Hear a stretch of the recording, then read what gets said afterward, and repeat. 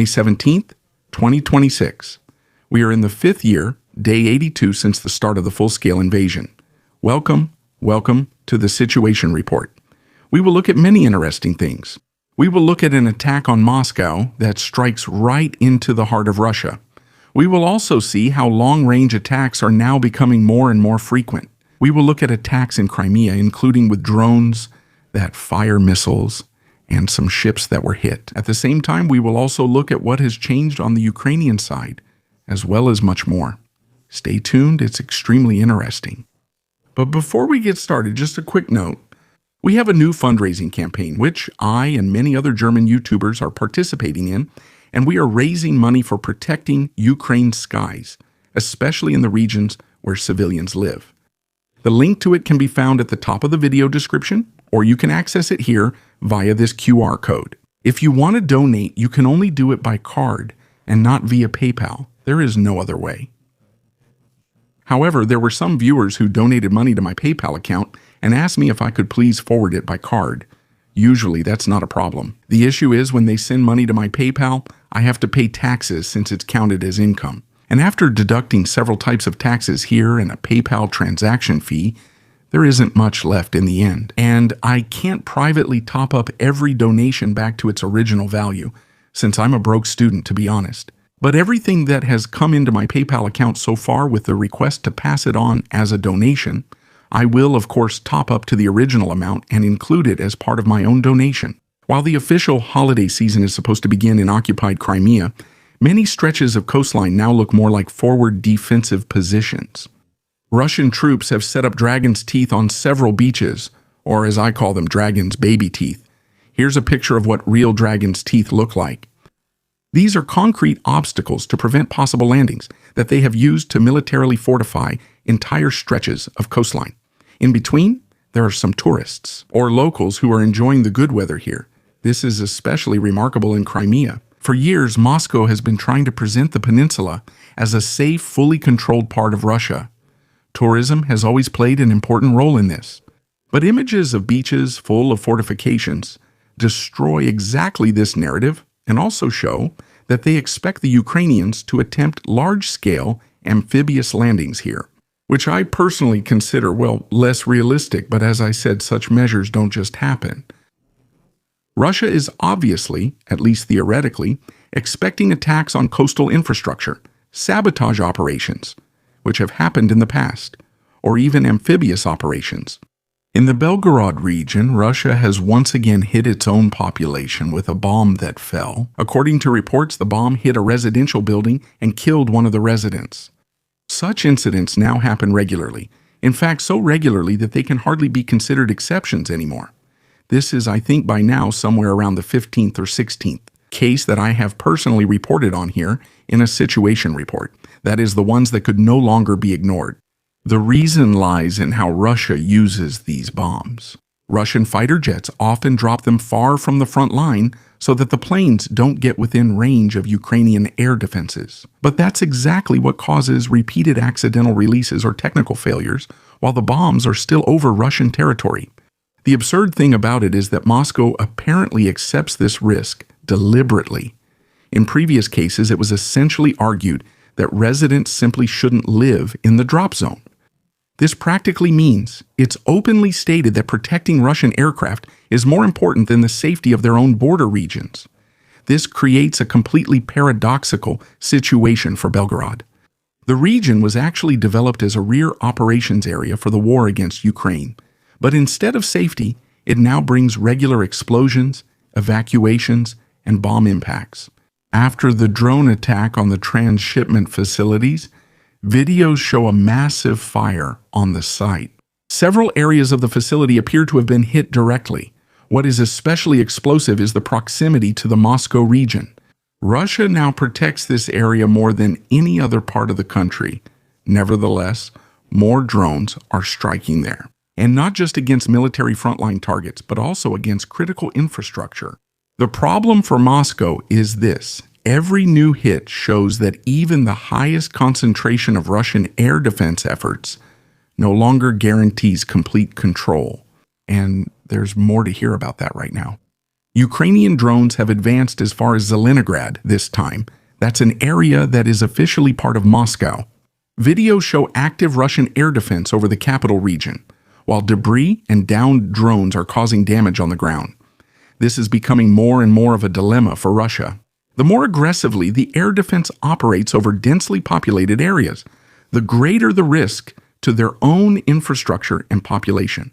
Because even intercepted drones or debris that falls somewhere, and for some reason always manages to blow up entire oil depots, cause significant damage. Russian air defense missiles once again hit a residential building, as they never seem to shoot down drones before they reach the city, only after they're already there. We'll discuss this more later. And politically, this place alone is highly sensitive. Why is that? Zelenograd isn't somewhere near the border, but practically in the extended core of the Russian power center. The fact that alarms are now regularly triggered there significantly changes the perception of the war within Russia, and that's important. But several drones were also spotted, and some were shot down in Moscow or near Moscow. Of course, this happened over the heads of the residents and not outside the city, as regular armed forces would do. Today must have been extremely unpleasant for Russian air defense around Moscow. Ukrainian drones penetrated the capital's defensive ring at several points simultaneously. This is Russia's best defended city, also the best defended place, right after Putin's villa. If drones strike here and cause damage, then no other city is safe anymore. And they know that too.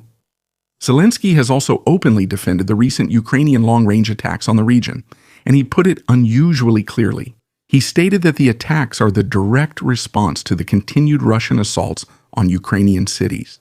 At the same time, he emphasized that Ukrainian drones and missiles can now reach even the most heavily protected areas of Russia.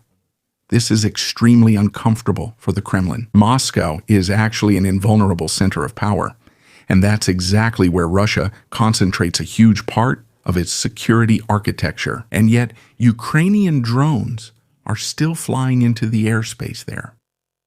Zelensky is also using this to gain political capital. The core message is, as long as Russia attacks Ukrainian cities, Russia itself will no longer have complete peace in its own hinterland, especially not in its capital. And thus the war is increasingly shifting into a mutual exchange of strikes against strategic areas far behind the front lines. Within the first corps of the Ukrainian National Guard Azov, a new regiment for unmanned systems was established. The 41st Regiment Pilum, the unit, was formed from an already existing battalion-sized unit and is intended to significantly expand the use of drones and drone technologies, especially against Russian logistics, rear positions, and supply chains. This is militarily very interesting because Ukraine is increasingly institutionalizing drone warfare. In the beginning, many drone units still consisted of improvised teams or individual special groups. In the meantime, however, this has developed into a full regiment with its own structure, leadership, and clearly defined areas of responsibility. Do you still remember the early days of the war? One pilot per battalion, then sometimes a whole group, maybe even an entire drone platoon, a drone company, which was still part of a larger subunit and was also subordinated to it. And now we see entire drone units here, the size of a regiment whose main task is drone combat and nothing else.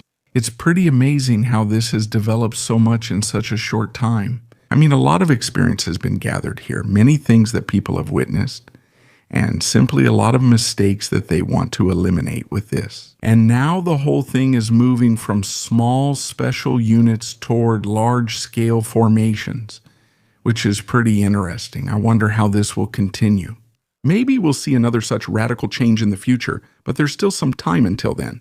For now, it's important to gain experience with this first. And especially for us in Germany, this is very relevant because we can also learn from this war. And we can see that what works very well for the Ukrainians could also work well for us before we start forming our own opinions again here without taking into account the experiences from a real war. Ukraine has once again carried out a whole series of coordinated long-range and precision attacks against Russian military targets. Targets included mainly a border guard ship in Kaspiysk, a Tor M2 air defense system in Luhansk, a communications hub of the Black Sea Fleet in Crimea, as well as several logistics and command targets in Donbass. As in previous attacks, the attacks were not only directed at individual vehicles or depots, but at the very structure of Russian warfare itself: communication, supplies, air defense, fuel supply, and command levels. The strike against a highly protected communications hub of the Black Sea Fleet is likely to be particularly significant. Such facilities are crucial for coordination, data transmission, and command capability. If they are disrupted or damaged, problems arise far beyond the immediate impact site. The attacks on fuel trains and logistics depots also show a clear direction. Russia needs enormous amounts of diesel, lubricants, and spare parts to remain mobile at all times. The more often such a hub is hit, the greater the pressure on the transport routes and the logistics effort becomes. Added to this is the hunt for command posts.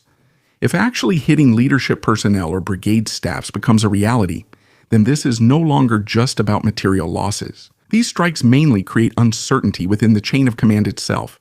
Leadership has to relocate constantly. And more often than before, communication becomes more cautious, and decision-making processes slow down. In the end, this creates a pattern that is becoming increasingly clear. Ukraine is not only trying to fight Russian forces at the front, but also systematically attacking the mechanics behind Russian operations. This footage here is also very interesting. For the first time, it shows the view from an onboard camera of a Ukrainian FB-1, beziehungsweise FB-2 Kampfdrohne, which shows the launch of unguided air-to-ground rockets.